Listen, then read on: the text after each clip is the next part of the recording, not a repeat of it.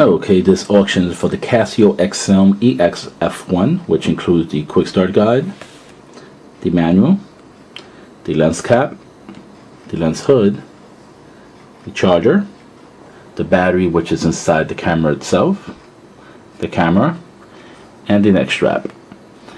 Now, this is a high-speed photo and video camera shooting at 60 frames per second. Picture wise, you could go up to 1200 frames per second in video. Now, you are looking at this camera, most likely you already know about its features. I wouldn't recommend shooting anything above 300 frames per second if you're going to project it on a large high definition screen.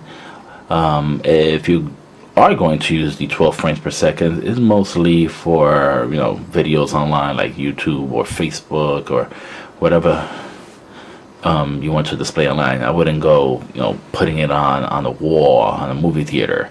It's going to look very pixelated. It does need to compromise some quality for the amount of data that it is giving you.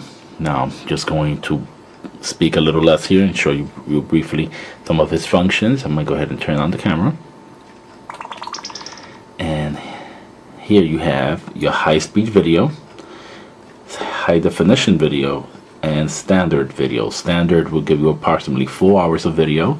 High definition will give you 2 hours of video, and high-speed video equals the same amount as standard definition video. So a 4 gig card will give you 4 hours of video on standard, 2 hours on high def, and high speed equals the same as standard. So this will give you 4 hours of high speed video on the 4 gig card. Now that said, let's go ahead and see if we could get this going. I'm gonna go ahead and record. It does have its video button here, dedicated video button, as opposed to some of the new cameras like the Canon 5D Mark II. I'm sorry, you have to use the set button. But let's click, and here you'll notice that you have 30 and 300. As you're recording, you could go ahead and switch to 300 frames a second and back to 30 frames per second.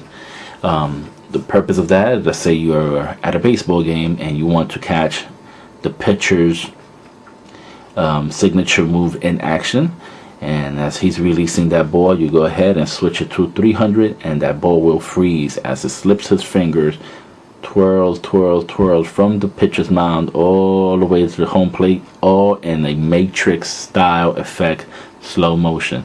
Then you just go ahead, and once the batter is about to hit that ball, you hit back 30 frames per second, and there you go. Let's go ahead and do a little quick test here on the camera, some photo capabilities, and pop the flash and shoot 60 shots. How sweet was that?